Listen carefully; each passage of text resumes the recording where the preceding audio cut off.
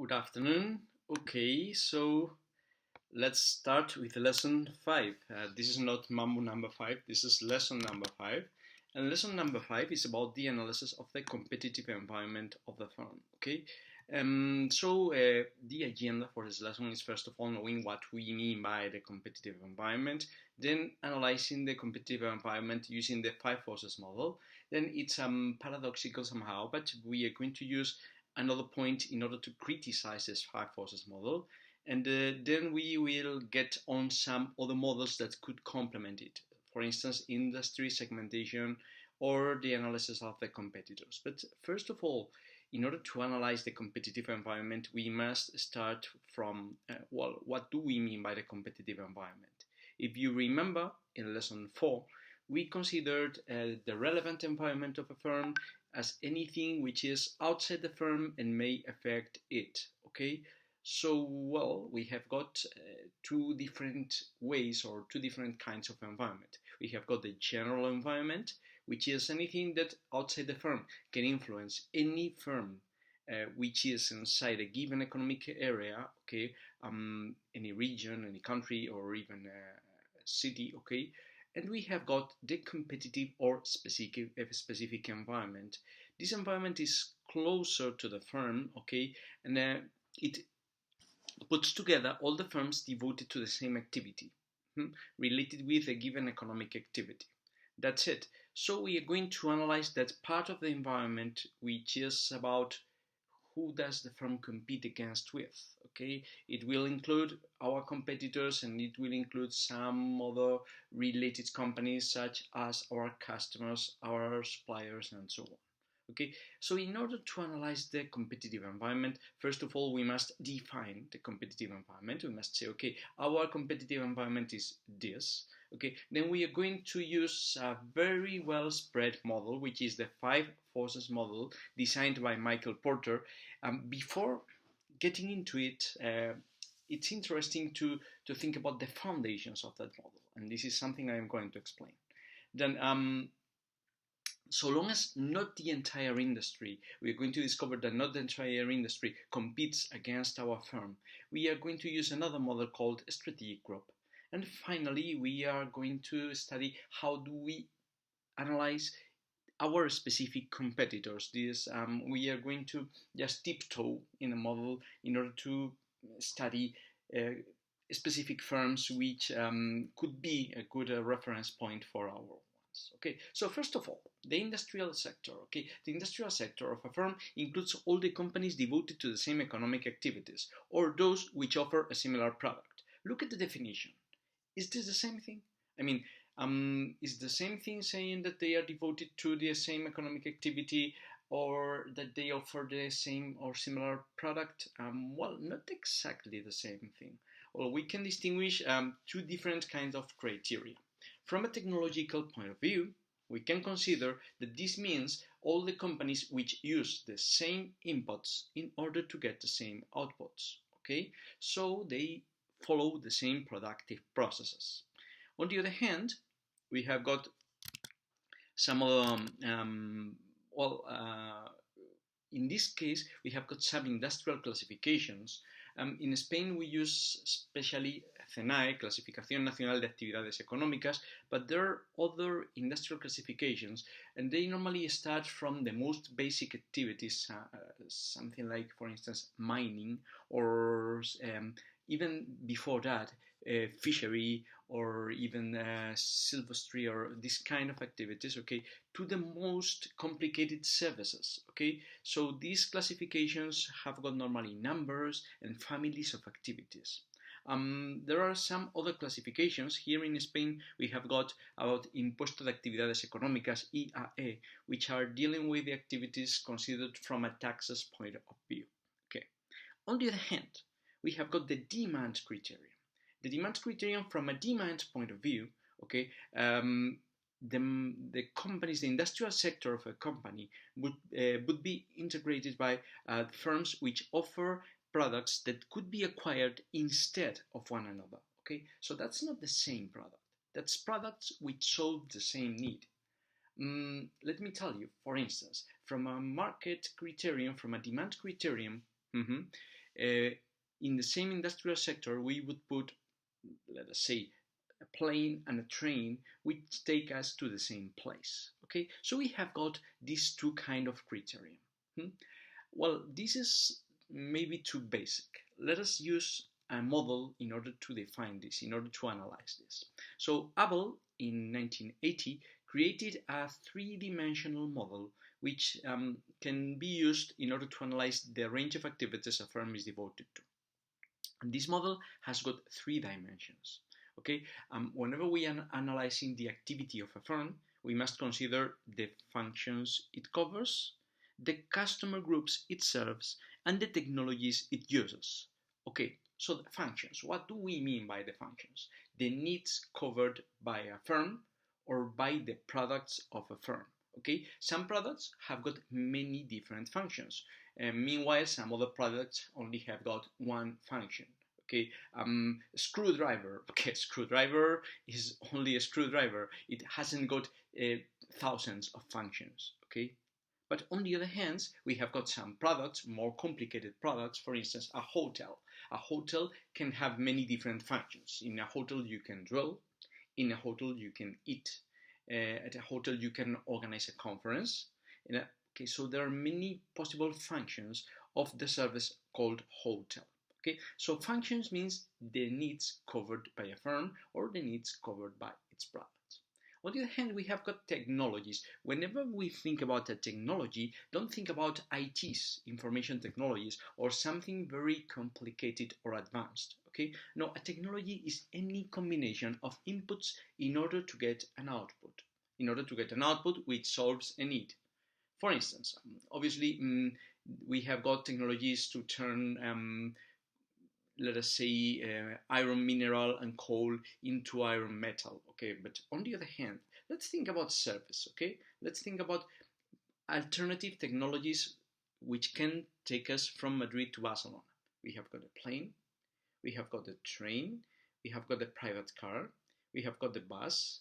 We could go walking, we could use a bike, okay, these are alternative technologies which can help us to solve a particular need.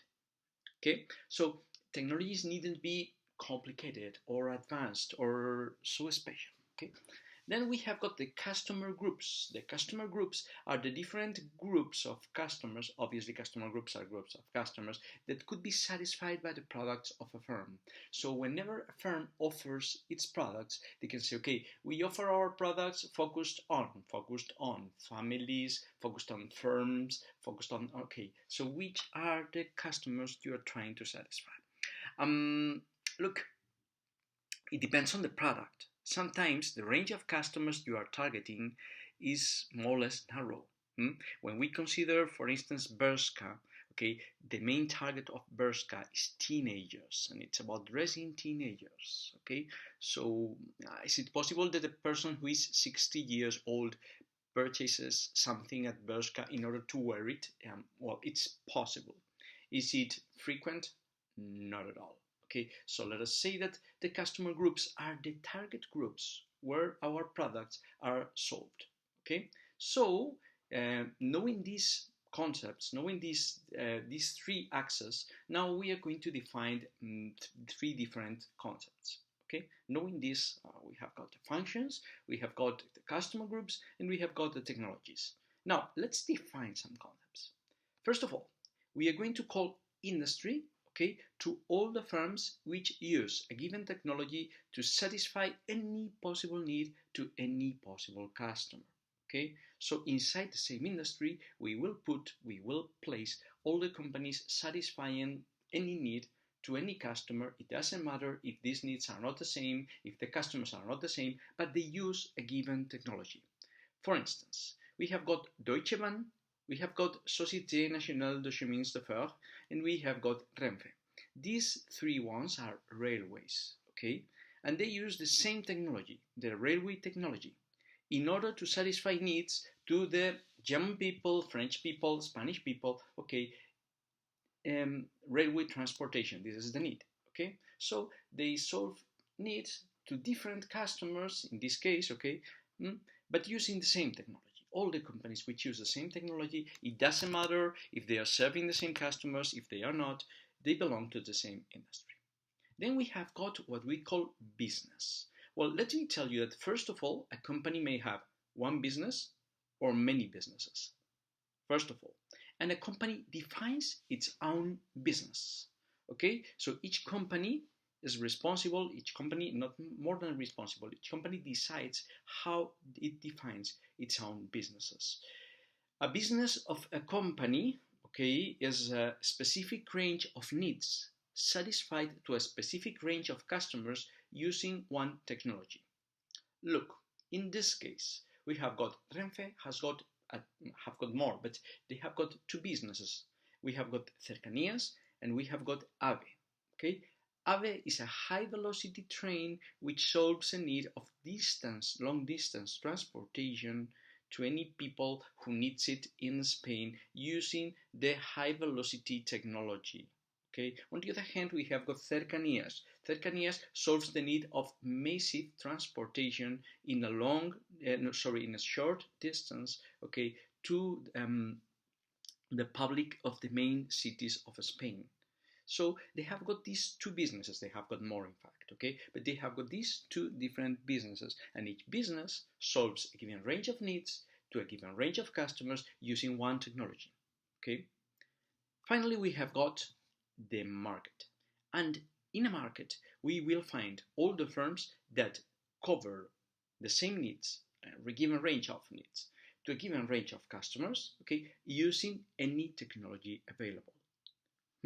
So, following the example, in the long distance transportation, we have got AVE of Renfe, we have got Iberia, and we have got ALSA, which is a bus company.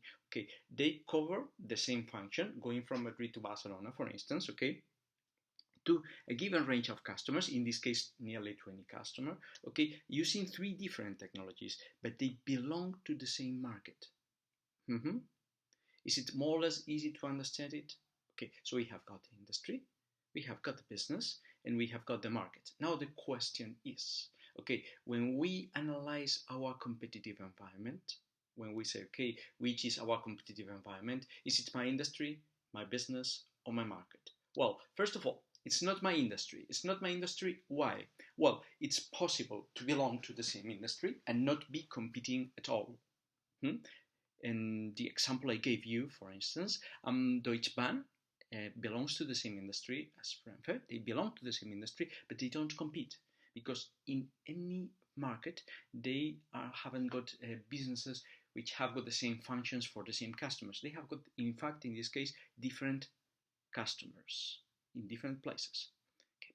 Then, do firms compete in businesses? Well, so long as a business belongs to a firm, no other firm can have the same business. But, well, another firm can have another business which is competing against ours, but they have got their own business, so we don't compete in businesses. Know what I mean? Okay, nevertheless, businesses can belong to the same markets. Okay, now let's move to markets. Is my market my competitive environment? And here the answer is yes. Okay, in spite of using different technologies, they can be solving the same needs. If you solve the same needs to the same customers, it doesn't matter the technology you are using, you can detract customers from the other company.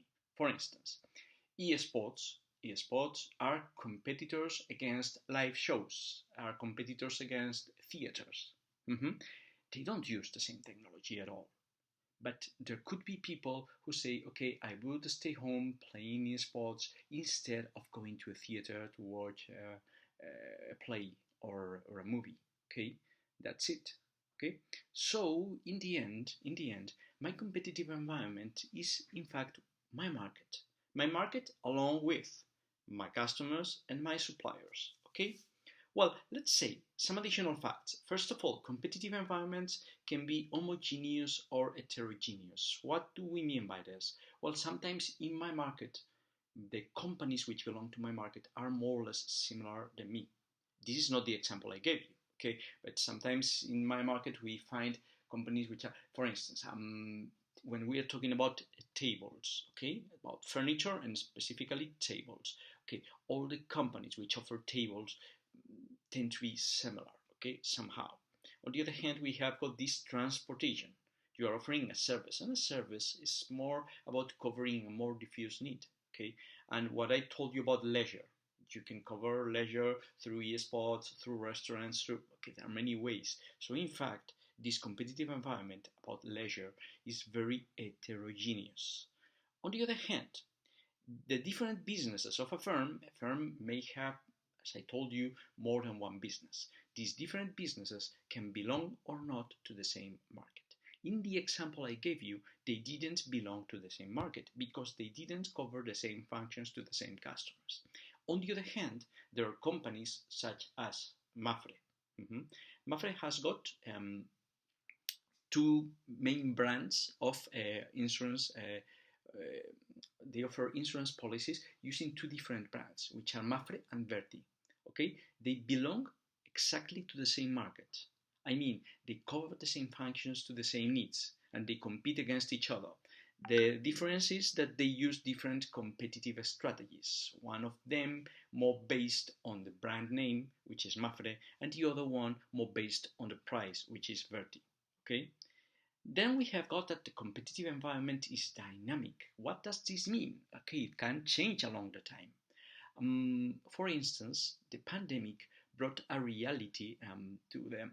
If you are a football club, for instance, okay, you didn't have some competitors, but so long as the pandemic has created these lockdowns and people have been locked in their houses, some competitors appeared into the scene, so that esports appeared as a competitor of real sports. Okay, and finally, the firms in the same competitive environment don't need to be using the same competitive variables. So sometimes even we can consider that they are not really competing against each other. What's the meaning of this? Okay, maybe we can think that, let's say, Primark and Carolina Herrera belong to the same competitive environment because they cover the same functions, at least some of them, to the same customers, about dressing, okay? But the fact is that there are some functions that Carolina Herrera covers that Primark doesn't. It's about distinction, it's about fashion, it's about, okay, so in fact, they are not perceived as competitors by the customers, okay? Well, this is in order to start.